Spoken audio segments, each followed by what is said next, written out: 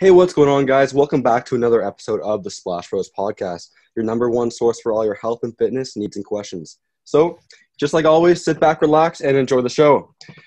We got a special guest with us here again today. We got Alex. How do you say your last name? Sorry. Medich. Medich. From Medichbrand. He's got the most authentic fitness info out there with a little smiley face. He's a CSCS, certified strength and conditioning specialist. Thanks for coming on the show. Yeah, no problem, guys. Happy to be here. And as always, we also got Josh Nolan. Josh, how you doing here? Good. Excited for another week and really excited to have Alex on. Alex, tell us a little bit about your fitness journey, kind of how you began, how you got to where you are now, and then a little bit where you think you're going from here. Yeah, man. So it was as simple as I got into the whole, eating better, exercising, just the whole idea of the industry. I just wanted to lose weight. I was pretty overweight as a kid, and right around in high school, I had a baseball coach tell me if I lost some weight, I could be a pretty good baseball player, and I ended up losing close to 100 pounds, and I went up and down with my weight for a while, baseball and football in high school, and that was kind of like my framework for understanding nutrition and calories, and it all kind of built from there throughout college and then getting into the exercise science major and graduating from there. But to be honest with you, I'm just kind of focusing now on the online side of things, building up good relationships with coaches out there doing podcasts. That's why I'll jump on any podcast and do interviews, and people out there who want to learn more about health and fitness, just trying to put my name out there in as many positive ways as possible and see where that takes me. How have you found the online space been post-COVID compared to before? I feel like it's exploded for everyone, right? That's a good question. A lot of people think that home workouts and stuff are going to be a really popular niche. And I actually found that for about 3 months, my gym was closed. Yeah. And I had some garage gym equipment, but I would just do bodyweight workouts because I figured, hey, that's perfect. People are at home. I'll do bodyweight workouts and it'll be great. No one has anything to do but look at their phone. And it was probably the most stagnant 3-month period I've had online. So. Oh, really? That's really interesting. I think there's some sort of the opposite. Yeah. That's what I thought. That's crazy. Because, especially in our channel, because me and Josh, we both lost our jobs because of COVID, whatever. So that's when we started our own online fitness coaching things this summer. And we both found more success when everything was starting to shut down. That's really interesting. And so you're coaching, if I remember correctly, I've been looking a bunch. You use Patreon, right? Correct, yeah.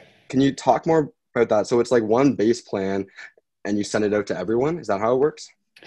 Not exactly. So my issue with that is, as you guys know, training is very personalized. Yeah. So the thought process behind Patreon was, how do I create programs that are general, but also kind of have a more specific focus? So Patreon's cool. It's kind of like social media that you pay for. And how it works is once people pay for that top tier, they get access to every program I have on there. And then they can go through, and it's basically like posts on social media. And they can go, hey, this program looks interesting. It's for people who want to improve their squat and bench strength. I'm going to check this out. Or this program looks interesting. It's for advanced lifters who only have their body weight. They don't have a gym. I'm going to check this out. So you get all the programs once you join, and then you can kind of just filter through what works for me. What do I want to do? That sort of thing. Yeah, so it becomes ultimately up to the individual once they get into your Patreon what they're doing. Exactly. And then over time I can add in more programs and, talk to the people who are members of the Patreon and be like, what do you guys want to see? And then I'll make programs for that sort of thing. It's the OnlyFans for fitness. Yeah, that's a pretty good way of putting it. No, that's really cool how you set that up too. Because my big issue when I was first designing my website and getting everything the behind the scenes thing set up, that figuring a way to get those reoccurring payments going was very, very tough to do. And then with Patreon, it just does it for you, right? Yeah. That's the cool part too, is it's exactly. Because I wanted to set up some sort of reoccurring payment system, but I also didn't want to have it be some sketchy, third-party, weird-looking system. It's nice just to have a trusted website to do it all for you. Yeah, especially. That's good. Yeah, so can you talk a little more what it's been like building your podcast, building your social media, and how are you able to grow over 100K? And it feels like I check your page every once in a while, and it feels like you've been having some really good growth recently. Yeah. So a lot of it is, it's all, it's very exponential. So, the more you grow, the more it starts to just, everything starts to build off of each other. And the more posts you have, the more posts those build off each other. And then you throw in podcasts, you throw in podcast interviews like this, everything kind of builds up, word of mouth. Yep. It's all very exponential, but for sure, I've noticed a difference. You hit 100K followers and it's like, whoa, I was getting like 1,000 followers a day at one point. And I didn't even know how to process that. I was like, that's incredible. But it's really just been a process of every day, getting out there, trying to post one thing I think helps people. That's always been my priority. Mm-hmm. I try to make sure there's an actual actionable takeaway behind anything I put out there. And I've just done that every day for a few years, and it's all kind of added up. It's really cool. We had, do you know who I Want to Burn Fat is? Yeah, great guy, Monir, I think. Yeah, Monir. We had him on the podcast last week, and he said the exact same thing, right? It's consistency, just building it up, and slowly, if it takes 2 years, takes 4 years, eventually, if you really want and you work for it, it's going to happen.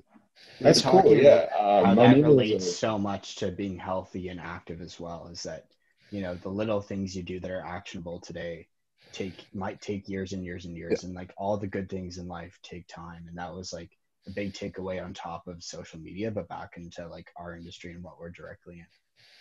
Yeah. Monir's a good guy. I've DM'd him a couple times.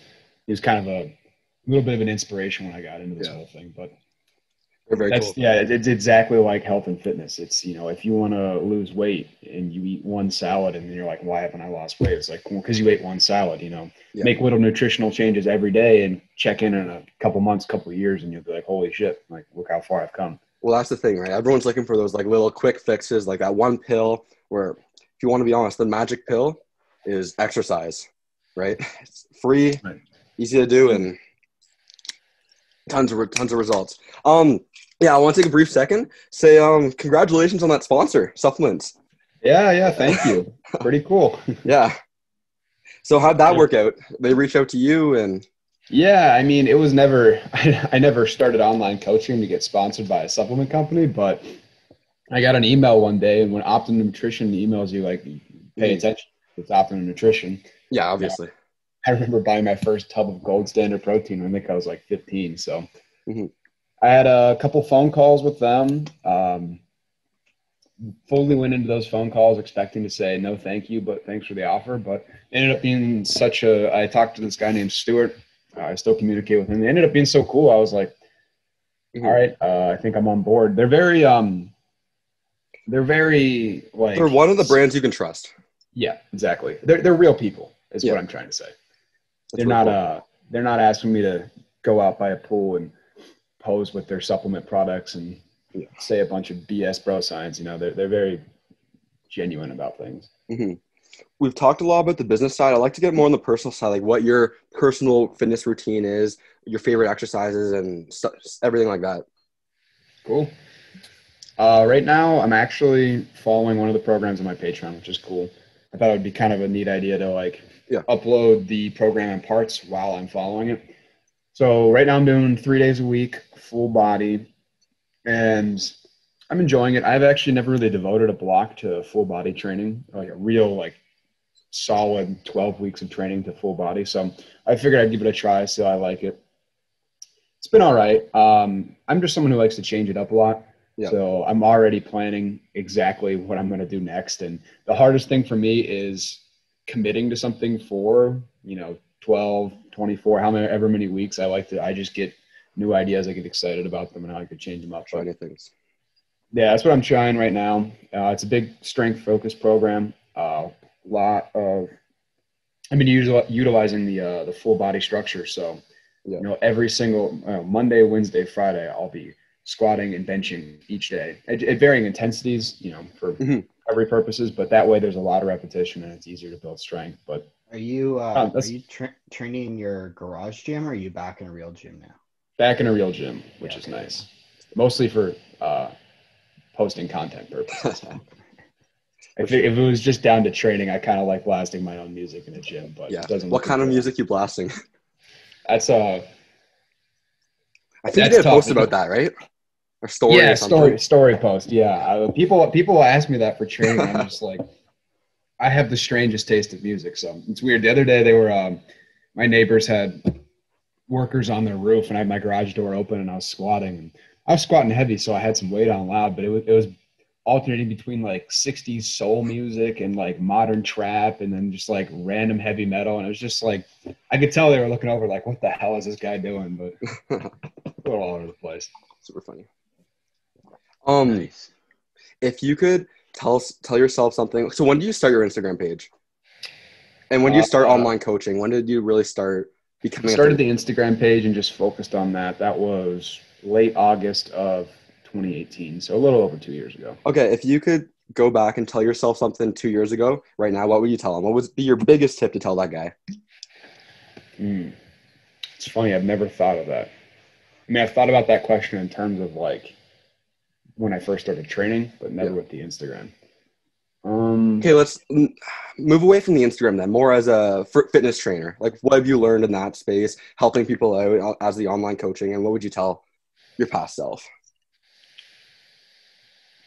I guess the biggest positive thing I've done from the start, to kind of start on the positive end and maybe track back to what I would tell myself, was the focus on helping people. And that's always what I've told other people who ask me, is you gotta not look at things from your own perspective, but look at things from other people's perspective. Like if I'm on Instagram, why do I care that this guy is doing whatever workout? You know, unless I'm deadlifting 700 pounds, which unfortunately I'm not at this time, then I don't care, you know? So I like to look at things from the perspective of people seeing my content and just be like, okay, why give a shit? Why does this matter? Mm-hmm. And I think that's been one of the concepts and principles that's held true since the start. I think that's probably been the most helpful one.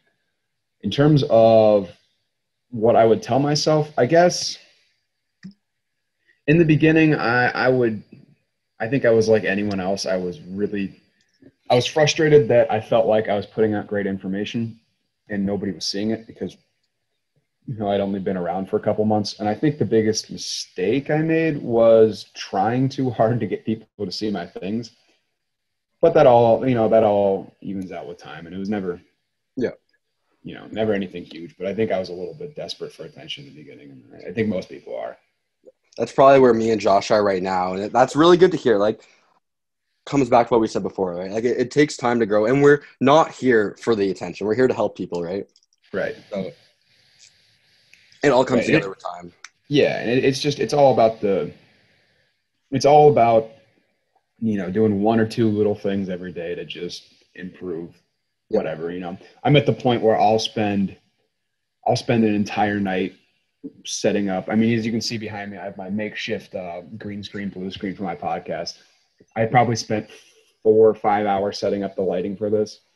It doesn't really matter. It's just for the Instagram post, but I like the way it looks. And, you know, I just like to find one little thing. Yeah. I like to find one little thing and try to make it better. You know? How much thought and how much planning and then getting it all ready to go goes into one Instagram post? Totally depends on the post. Yeah. So right before we got on, I threw up a post that I started at 11 in the morning. So that took me an hour, 45 minutes. And I started that before we jumped on this because I knew that's about as quick of a post as I'll make. It's about an hour, 45. When you see those posts that are like, you know, 3 swipe throughs and I'm talking and there's clips of training, I'll, you know, research that, maybe review some research if I need to, write up the script, record the script after, record all the videos.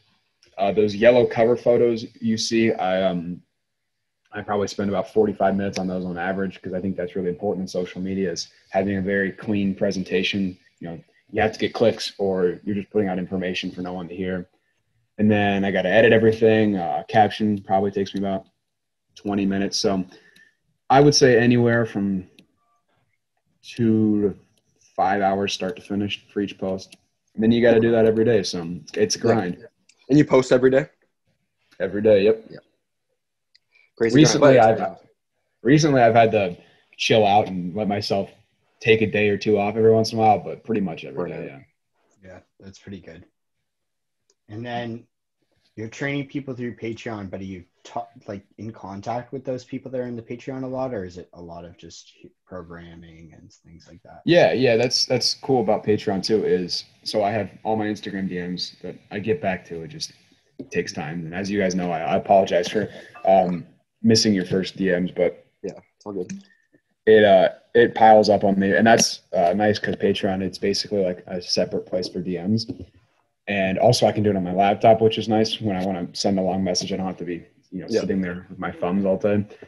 So I'll just go through every day, respond to all my patrons there, and then do Instagram if I have time. Cool. Yeah, we like to end every show with everyone's favorite exercise of the week, what they've been just grinding out in their head, what their favorite one is. We'll start with you, Josh. Give you a little time to think, Alex. This week, it's definitely pull-ups, big pull week, big vertical pull week, a lot of banded pulls, things like that. Big pull guy. What I got this week. Yeah, big pull guy this week. I'm trying to get, me and Brett are both swimmers, and the season is quickly approaching for us, so I'm scrambling. I'm cramming to get ready for the season. Yeah, it's gonna be rough because all pools are closed right now around me too. So it's gonna be a rough season. What about you, Alex? Well, this last weekend I actually tried wakeboarding for the first time. Oh, really? Oh, nice. So when I went to the gym yesterday and I tried to pick up plates, like basically a hammer curl variation to put them on the bar, I realized my forearms were completely shot. Oh yeah.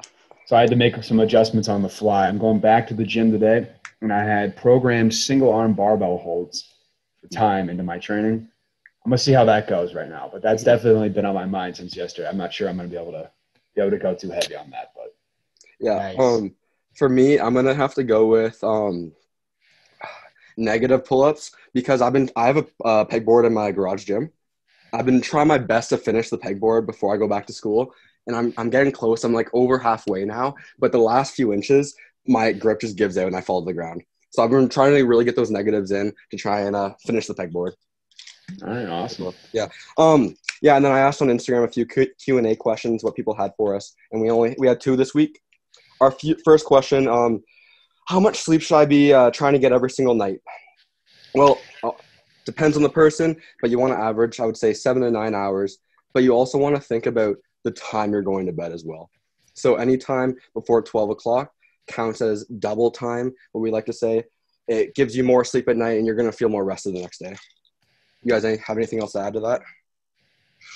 No. Yeah, I think people tend to overthink that a little bit. I think it's probably just as simple as sleep as often as allows you to feel your best and keep a consistent schedule.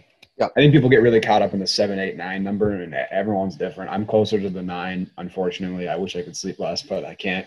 And some people are closer to 7, and it's just, find what works for you and stay consistent. Yep. Our next question, I only have 30 minutes to go to the gym every day. What should I do? Well, you should make sure you're still getting active throughout the day. Like if you're at a desk job, get up, go for a walk at your break. Just find those little times throughout the day, break up your sitting time, and find exercise, find physical activity. Yeah, that's one thing we talk about a lot is a lot of our clients, Alex, are really, really busy and have trouble fitting stuff in. So we talk about how to microdose that throughout the day. So yeah, exactly what Brett said. Yeah, that's smart. I mean, I would just say you only have 30 minutes to the gym every day, so go to the gym for 30 minutes every day. Yeah. That's plenty. Work hard, keep your training intense, and that's more than enough time. Put your headphones on, don't hang out with people, just grind. Well, perfect for COVID. Well, That's what we got for today. Alex, what would you like to plug? I mean, obviously the Instagram page at Medichbrand, and from there, everything kind of branches out from there. If you're interested in the Patreon, and we've talked about that a lot, so I won't be a dead horse. Got my own podcast, the Medichbrand Show, Apple Podcasts, Spotify, anywhere you find podcasts. And if you're into optimum nutrition and you need a discount code, Medich15, all caps, MEDICH, you get 15% off. Josh, what about you? My stuff's all in the bio. Everybody knows what it is at this point, so it'll be there. Thank you so much for coming on, Alex. We really appreciate you taking the time to be here, and that was a lot of fun. Thank you. Yeah, thank you so much. Yeah, guys, thanks for having me on. It's been fun. This has been the Splash Words Podcast. Make sure you like down below if you enjoyed the podcast, and comment down below any questions you have. We'll make sure to get to them next week, and we'll see you later. Peace.